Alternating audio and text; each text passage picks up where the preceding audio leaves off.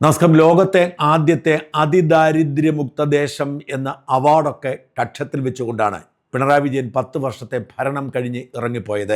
പക്ഷെ ദാരിദ്ര്യത്തിന് ഒരു കുറവുമില്ല എന്ന് മാത്രമല്ല, അതിദാരിദ്ര്യം കൂടിക്കൂടി വരികയും ചെയ്യുന്നുവെന്ന് വ്യക്തമാക്കുന്ന ഒരുപാട് അനുഭവങ്ങൾ നമുക്ക് ചുറ്റുമുണ്ട്.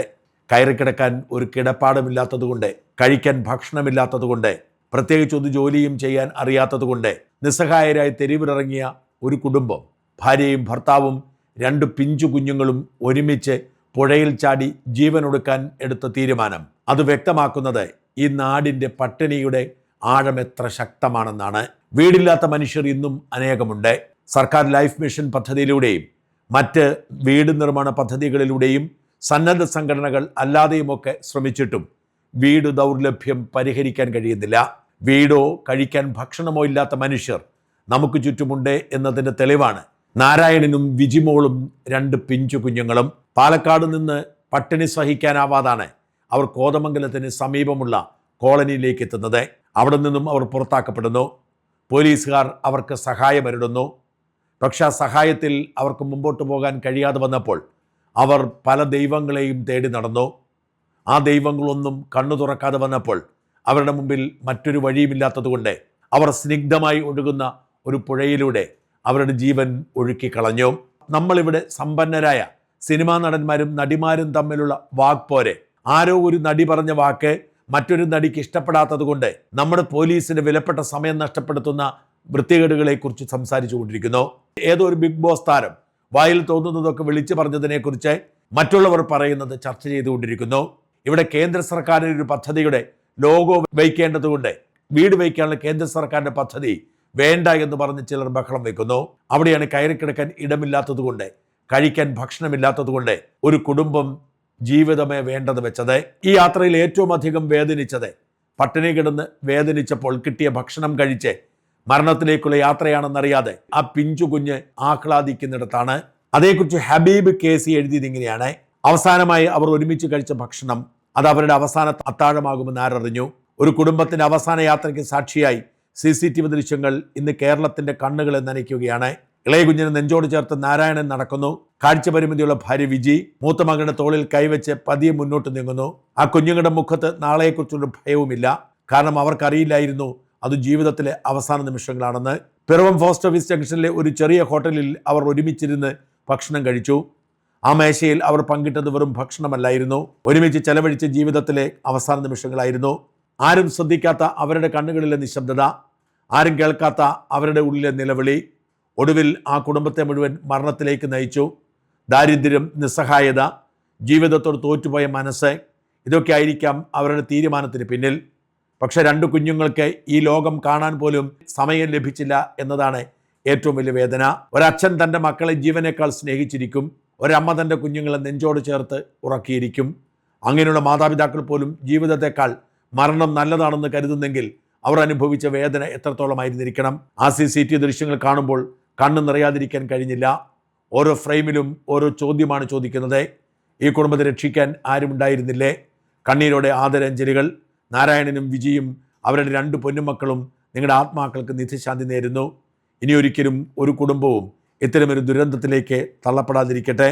ആരാണ് എഴുതിയതെന്ന് വ്യക്തമല്ല. സോഷ്യൽ മീഡിയയുടെ പ്രചരിച്ച് ഞാൻ സങ്കടത്തോടെ വായിച്ചൊരു കുറിപ്പ് കൂടി കേൾക്കാം. മരിക്കുന്നതിന് മുൻപ് അവർ ഓരോ ദേവാലയത്തിനു മുമ്പിലും എത്തി. ഒരു ദേവനും കണ്ണു തുറന്നില്ല. എണ്ണമില്ലാത്ത സ്വർണവും പണവുമൊക്കെ പല ദേവാലയങ്ങളിലും ആർക്കും തൊടാനാവാതെ ഇരിക്കുന്നുണ്ട്.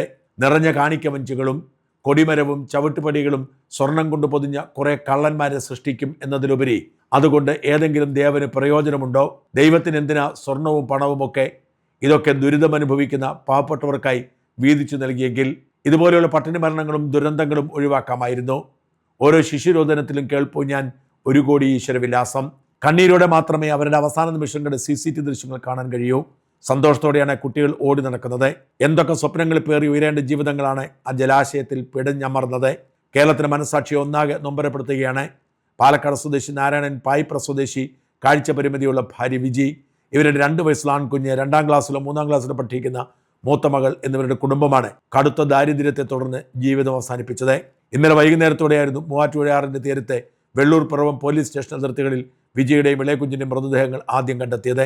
മരണത്തിന് കീഴടങ്ങുന്ന തൊട്ടു മുമ്പ് പിറവം പോസ്റ്റ് ഓഫീസ് ജംഗ്ഷനിലെ ഐശ്വര്യ ഹോട്ടലിൽ നിന്നും ഇവർ സന്തോഷത്തോടെ ഭക്ഷണം കഴിച്ച് മടങ്ങുന്നതിന് CCTV ദൃശ്യങ്ങൾ പോലീസ് ലഭിച്ചിരുന്നു. നാരായണൻ ഇളയകുഞ്ഞിനെ തോളിലെടുത്ത് മൂത്ത മകളുടെ കൈപിടിക്കുന്നതും കാഴ്ചപരിമിതിയുള്ള വിജി മകളുടെ തോളിൽ പിടിച്ച് പിന്നാലെ പോകുന്നതും ആ ദൃശ്യങ്ങളിൽ വ്യക്തമായി കാണാം. കൂലിപ്പണിക്കാരനായ നാരായണന് സ്ഥിരമായ വരുമാനമൊന്നും ഉണ്ടായിരുന്നില്ല. കോതമംഗലം ഭാഗങ്ങളിൽ താമസിച്ച് വിവിധ ആരാധനാലയങ്ങളിൽ പോയി നാട്ടുകാരുടെ സഹായം കൊണ്ടാണ് ഇവർ ഏറെക്കാലമായി കഴിഞ്ഞിരുന്നത്. വാടക കൊടുക്കാൻ കഴിയാത്തതിനെ തുടർന്ന് ഒരാഴ്ച മുമ്പ് വീടൊഴിയേണ്ടി വന്ന ഇവർ കോതമംഗലം പോലീസ് സ്റ്റേഷനിലെത്തി സഹായം അഭ്യർത്ഥിച്ചു. ഈ കുടുംബത്തിന്റെ ദയനീയാവസ്ഥ മനസ്സിലാക്കിയ കോതമംഗലം സ്റ്റേഷൻ ഹൗസ് ഓഫീസറുടെ നേതൃത്വത്തിലുള്ള പോലീസുകാർ സ്വന്തം പോക്കറ്റിൽ നിന്ന് പണമെടുത്ത് ഇവർക്ക് പുതിയ വസ്ത്രങ്ങൾ വാങ്ങി നൽകുകയും താൽക്കാലികമായി നഗരത്തിലെ ഒരു ലോഡ്ജിൽ താമസിക്കാൻ സൗകര്യമൊരുക്കുകയും ചെയ്തു. അതിനുശേഷം പോലീസുകാർ തന്നെ മുൻകൈയെടുത്ത് നെല്ലിക്കുഴി ഭാഗത്ത് ഇവർക്കായി ഒരു വാടക വീട് കണ്ടെത്തി നൽകുകയും ചെയ്തു.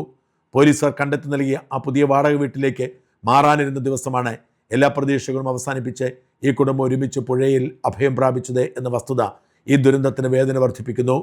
ജീവിത പ്രതിസന്ധികളിൽ പതറി പുഴയുടെ ആഴങ്ങളിലേക്ക് പോയ ഈ നിർധന കുടുംബത്തിന് ആദരാഞ്ജലികൾ. ഇവിടെയാണ് വാസ്തവത്തിൽ ലൈഫ് മിഷനിൽ കേന്ദ്ര സർക്കാർ നൽകുന്ന സഹായത്തിൻ്റെ പേരിൽ അവിടുത്തെ ലോഗോ വയ്ക്കണം എന്നതൊരു വിവാദമാകുമ്പോൾ KM ഷാജി പോയി പണി നോക്കാൻ പറഞ്ഞതിനെ നമ്മൾ അഭിനന്ദിക്കേണ്ടത്. വീടില്ലാത്ത മനുഷ്യർക്ക് വീട് കൊടുക്കാൻ ആര് സഹായിച്ചാലും അത് ഏത് ദുഷ്ടനാണെങ്കിലും അവരുടെ സഹായം കൈപ്പറ്റണം. മോദിയിൽ നിന്ന് കൈപ്പറ്റരുത് എന്ന് പറയുന്ന കമ്മ്യൂണിസ്റ്റ് അഹന്തയുടെ സൃഷ്ടിയാണ് ഈ കുടുംബം. തീക്കോയിൽ താമസിക്കുന്ന സ്റ്റാൻലി ജോസഫ് ഇതേക്കുറിച്ച് പറഞ്ഞത് ഇങ്ങനെയാണ്. ലക്ഷക്കണക്കിന് ആൾക്കാർ വീടില്ലാതെ നിൽക്കും. ഇപ്പോൾ ഒരു കുഞ്ഞു കൂര പണിയെങ്കിൽ 5 ലക്ഷം രൂപ കൈ വേണം, അല്ലെ കടം മേടിക്കണം. അതാണ് അവസ്ഥ കേരളത്തിൽ. അങ്ങനെ വരുമ്പോഴാണ് സൗജന്യമായിട്ട് കേന്ദ്ര ഗവൺമെന്റ് ഒരു 1.5 ലക്ഷം വീട് എല്ലാ വർഷവും കൊടുക്കുന്ന. അതിൽ ഈ 1.5 ലക്ഷം ലൈഫ് പദ്ധതിയിൽ 1.5 ലക്ഷം വീടിന് കേന്ദ്ര ഗവൺമെന്റിന്റെ സഹായം മേടിക്കാൻ പാടില്ലെന്നാണ് കമ്മ്യൂണിസ്റ്റ് പാർട്ടി പറയുന്നത്. മേടിച്ചാൽ അവിടെ കേന്ദ്ര ഗവൺമെന്റിന്റെ എംബ്ലം വെക്കണം. KM ഷാജി പറഞ്ഞു പോയി പണി നോക്കാൻ പറഞ്ഞു. പാവപ്പെട്ടവർക്ക് വീട് പണിയാൻ കൊടുക്കാൻ കേന്ദ്ര ഗവൺമെന്റ് ആയാലും വേണ്ടി അവരുടെ എംബ്ലമല്ല നരേന്ദ്രമോദിയുടെ പടം വെക്കണമെന്ന് വെച്ചാൽ ഞാൻ വെക്കും. കാരണം പാവപ്പെട്ടവർക്ക് കിട്ടുന്ന വീടാണ്. അതാര് പണിത് കൊടുത്താലും മേടിക്കുക, പാവപ്പെട്ടവർക്ക് കൊടുക്കുക എന്നുള്ളതാണ്. ആര് തരുന്നതാണ്. ഇത് കേന്ദ്ര ഗവൺമെന്റിന്റെ അല്ലേ, അല്ലാണ്ട് നരേന്ദ്രമോദിയുടെ വീട്ടിൽ നിന്നോ അല്ലെങ്കിൽ ഇത് കൊടുക്കുന്നതല്ലല്ലോ. വ്യക്തിപരം അല്ലല്ലോ, ഇത് സംഘടനയുടെ അല്ലല്ലോ. അപ്പൊ അത് തടയണമെന്ന് ആവശ്യപ്പെടുന്ന ലിട്ടാപ്പി റഹീമും KK ബാലനും പത്രസമ്മേളനം നടത്തിയിരിക്കുകയാണ്. EMSന്റെ എംബ്ലം വെച്ചിട്ടുള്ള വെക്കുന്നതിന് കുഴപ്പമില്ല. അതാണ് അതിനകത്തെ വിഷയം. ഇവര് ഇത്രയും നികൃഷ്ടമായ മനസ്സുള്ളതുകൊണ്ടല്ലേ ഇവരത് നിഷേധിക്കുന്നത്. ഇതുപോലെയുള്ള കുടുംബങ്ങൾ ആത്മഹത്യ ചെയ്യാൻ നിൽക്കുമ്പോഴാണ്, അല്ലെങ്കിൽ ഇതുപോലെ വലിയ വെച്ച് ഈ 5 ലക്ഷം രൂപയുടെ 6 ലക്ഷം രൂപയ്ക്കും വായ്പ മേടിച്ചിട്ട് വീട് പണിതിട്ട് അതിന്റെ പൈസ തിരിച്ചടയ്ക്കാൻ വയ്യാതെ ജപ്തിയിലായി നിൽക്കുകയാണ് കുടുംബങ്ങൾ. അതുപോലെ പ്രതിസന്ധിയിലാണ് ജീവിതം. അങ്ങനെയുള്ള ലക്ഷക്കണക്കിന് ആൾക്കാർ നിങ്ങൾ സൗജന്യം കിട്ടുന്നത് മേടിക്കാൻ പാടില്ലെന്നാണ്. ഈ ഗവൺമെന്റിന്റെ അല്ലാത്ത കേന്ദ്ര ഗവൺമെന്റിന്റെ ആനുകൂല്യങ്ങൾ കൈപ്പറ്റാൻ പാടില്ലെന്നാണ് കമ്മ്യൂണിസ്റ്റ് പാർട്ടി പറയുന്നത്.